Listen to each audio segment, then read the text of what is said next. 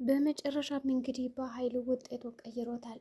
በራሱ ዶክተር ሊያስመረምር ፈልጎ የቃልና የሰላምን የምርመራ ውጤት ነገር ግን ሰላም እኔ እናንተን አላምናችሁም ብላ በተናገረችው መሰረት እንግዲህ በኃይሉ እንደምንም አድርጎ ዶክተሩን ብር ሰጥቶት እንደገና ራሱ በሚፈልገው ውጤት እንዲሰራለት አድርጎታል።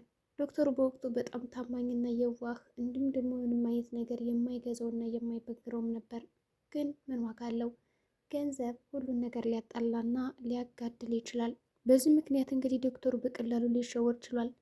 በኃይሉ በጣም እንግዲህ ብዙ ገንዘብ ሰጥቶትም ነበረ። በዛ ገንዘብ ምክንያት እንግዲህ ሊሸወር ችሏል። አሁን ላይ ሰላም የምርመራ ውጤቱን እንግዲህ ብታስደረግም ነገር ግን የምርመራ ውጤቱ ደግሞ በጣም የእሷ ልጅ እንደሆነች ቃል አሳይቷል። እናም እንግዲህ ሰላም አሁን ላይ ይቅርታ ጠይቃታለች። ይቅርታ ከጠየቀቻትም በኋላ እንግዲህ ጉዳዩን እንዴት አድርጌ ነው የምገዘሽ በማለት አሁን ላይ ሰላም የራሷን ችግሮች ለመፍታት እንግዲህ ከቃል ጋር የልጅና የእናት ፍቅር የሚለውን እንግዲህ ለማገናዘብ ጥሩ መንገዶችን እያደረገችም ይሆናል። በወቅቱ ብሌን ይህንን የምርመራ ውጤት ልታደርግ ስለሆነ ሰላም ደስ ብላት ቢሆንም ግን መጨረሻ ላይ ውጤቱን ስትሰማ በጣም ነበር የተናደደችው። እንዴት ሊሆን ይችላል?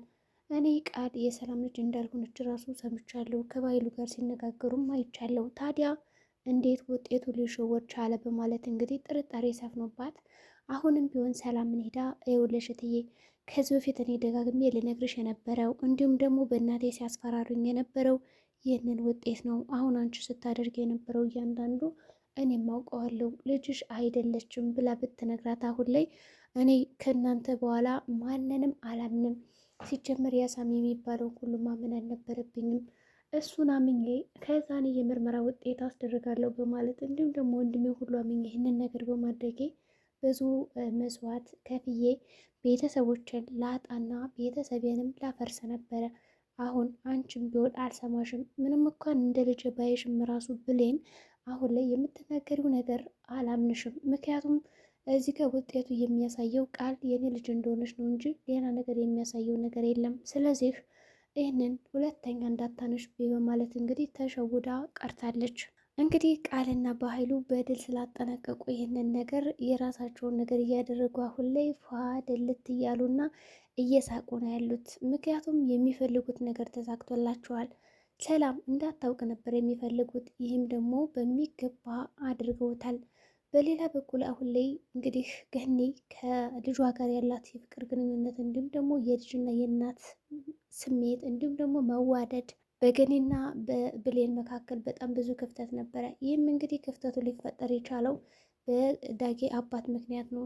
በኃይሉ እንደገደለው ያኔ በጣም ብዙ መረጃዎችን እንግዲህ ይዞ እንዳስገድለው እና አልናገርም ብነግረው እንኳን ከባህሉ ጋር ሄዶ ይጣላል እና ልክ እንደባለፈው በጩቤ እንደወገው አሁንም ቢሆን ሊወገው ስለሚችል እኔ መናገር የለብኝም፣ በቃ የሚስጥር ከእኔ ጋር ተዳፍኖ መቅረትም መሞትም አለበት ብላን የምታስበው እና በዚህም ምክንያት እንግዲህ ዳጊን ለማግኘት ወደ እነ ሰላም ቤት ከመጣችም በኋላ ሰላም እንግዲህ እያለቀሰች ነበር ያገኘቻት እና አታልቅሽ እያለቻት ነው። ሰላም እንግዲህ ሲከፋ ተገኒ ጋር ታወራለች ማለት ነው።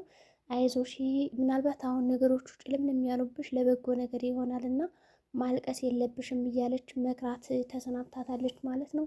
ከዛ ዳጊንም አግኝተው እንግዲህ ዳጊ ራሱ ክፍሏ ሲያያት በጣም ነበር የተገረመ። ምን አመጣሽ ምናምን ሲላት በቃ አዝናችሁብኝ ስለነበረ ላያችሁ ነው የመጣሁት ማለት እንግዲህ ገኒም ተነግረውና ከዛ በኋላ ይኸውልህ እኔ ያልነገርኩህ ስለማይጠቅም ነው፣ በቃ ይሄ ነገር ምንም አይጠቅምም፣ ያንተን ህይወት ነው የሚያበላሸው እና ስለ አባትህ እርሳው ትለዋለች። ግን ዳጊ በወቅቱ አስምለዋለች ማለት ነው፣ ቃል አስገብተዋለች። ስለ አባቱ ምንም አይነት ጥያቄ እንደማይጠይቅ አባቱ በምን ሁኔታ እንደሞተ ምናምን እንደማይናገር እንደማይነግራት ሁሉ ነግሯታል። እናም እንግዲህ የእሷ ሀሳብ ምንድነው ያደረገችው? እሺ በማለት እንግዲህ ጉዳዩን እንደምትፈልገው አድርጋ መክራ ወደ ቤቷ ትመልሳለች። ግን እዚህ ጋር ገኒ ልቧ እንዲያርፍ ነው እንጂ ያደረጋት ዳጊ ምርመራውን አላቆመም፣ ሊተውም አይችልም። ምክንያቱም ከብሌን ጋር በመሆን ብሌን እኔ እንዴት አድርጌ ማጣራት እንዳለብኝ አባቴን ጉዳይ አውቃለሁ። እናቴን አሁን ለጊዜው ነው እሺ ያልኳት እንጂ የእውነቴን አይደለም። እናም አባቴ በምን ሁኔታ እንደሞተና ማን እንደገደለው ምን እንደተፈጠረማ ያቺ ጉረቤቴ የዛን ቀን ልትነግረን ፈልጋ፣ ግን ደግሞ እናታችን አይተቻታል። በጣም ደንግጣ ነበረ። ሁኔታው በጣም ያስፈራ ነበርና ይህም ደግሞ ትልቅ መረጃ እንደደበቀችን የሚያሳየው እንጂ ያለ ምክንያት እንደዛ ትጮኸብንም። ስለዚህ እኔ አሁን ይህንን ነገር ማወቅ አለብኝና ልትረጅኝ ይገባል በማለት እንግዲህ ከብሌን ጋር በመሆን የገኒን ጎረቤት ፀሐይን ለማግኘት እንግዲህ ወደ ጉሊት አመርተዋል። ጉሊት ከሄዱ በኋላ እንግዲህ ያች ፀሐይ የምትባለው በቀደም ልነግርህ ፈልጌ አንተ ግን እዛ ቤት መንቅረህና መነሽ ጋር አስወጣኝ፣ አሁን ጭራሽ ደግሞ ከምሰራበት ከጉሊት መጣህ አይደለ አለችው። በዛ ሰዓት እንግዲህ ግዴታ ነበር እዛ ቤት ማስወጣቴ በጣም አስፈላጊ ነበረ። ምክንያቱም እናቴን እንዳየሻት በጣም ወድቃ ራሷን ስታ ውሃ እንኳን ቤት ውስጥ ባዶ ሆኖ ምንም አይነት ውሃ የሌለ ሆኖ ስትጮህና አስወጣለኝ እያለኝ ስለጮችብኝ ለእሷ ጤንነትና ደህንነት ስል ነው እንደዛ አመናጭቄ ያስወጣውሽ። ያው ከእናቴ ምንም የሚበልጥብኝ ነገር የለም።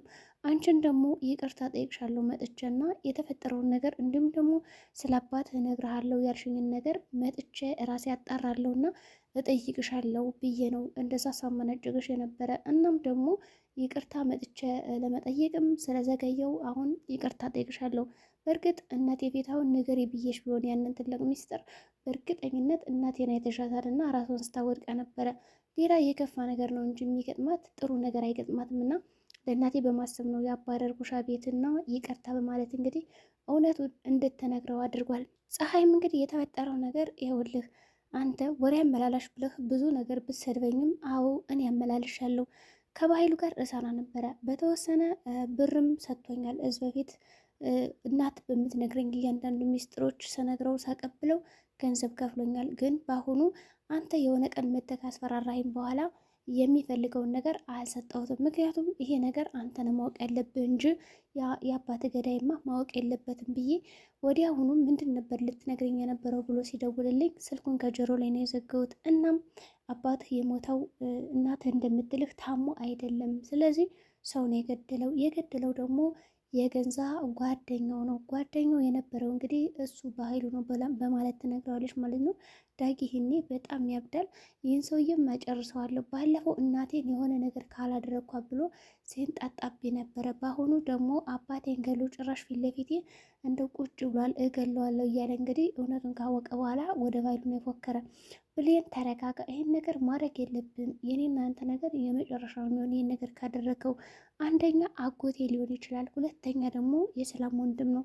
ሰላም ምንም እንኳን ከወንድሟ ጋር ብትጣላ አሁን ላይ ስለሚያስፈልጋት ምንም ነገር ባታድርግ እመክርሃለሁ እና እባክህ ተረጋጋ ብላ ብትመክረው እሱ ግን ሊሰማት አልቻለም እና ወደ በኃይሉ እየተምዘገዘገ ሄዷል። በኃይሉ አሁን ላይ በጣም ተናዷል።